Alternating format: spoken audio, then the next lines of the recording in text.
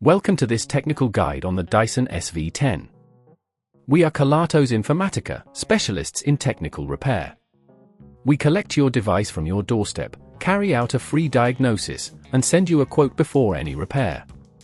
No phone calls, no trips to the shop. We are based at Calle Joaquín María López 26, Madrid.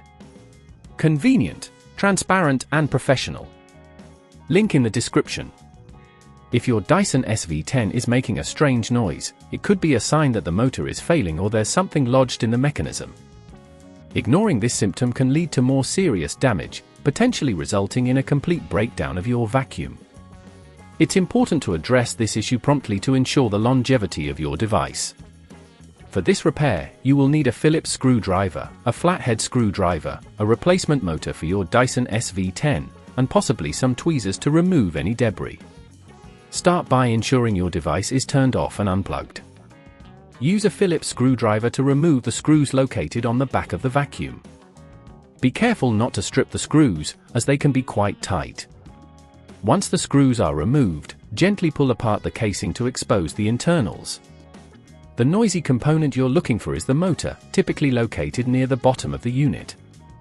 You may need to disconnect some wires to fully access it, so take note of where each wire goes.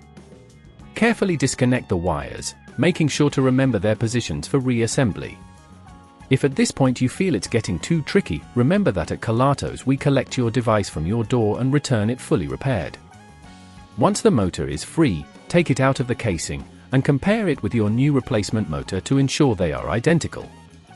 Insert the new motor into the housing, being cautious not to damage any surrounding components.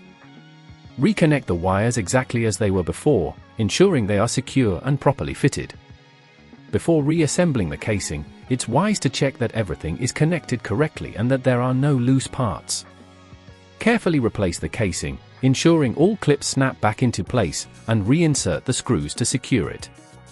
Finally, plug in your Dyson SV10 and turn it on to test if the strange noise has stopped. If all goes well, your vacuum should be back to its normal, quiet operation. To prevent similar issues in the future, regularly clean your Dyson SV10 and check for blockages in the hose and filters. Also, consider using it on appropriate surfaces to avoid overworking the motor. If you'd rather not risk damaging your device, at Kelatos we collect, repair and deliver back to your door anywhere in the UK. Link in the description.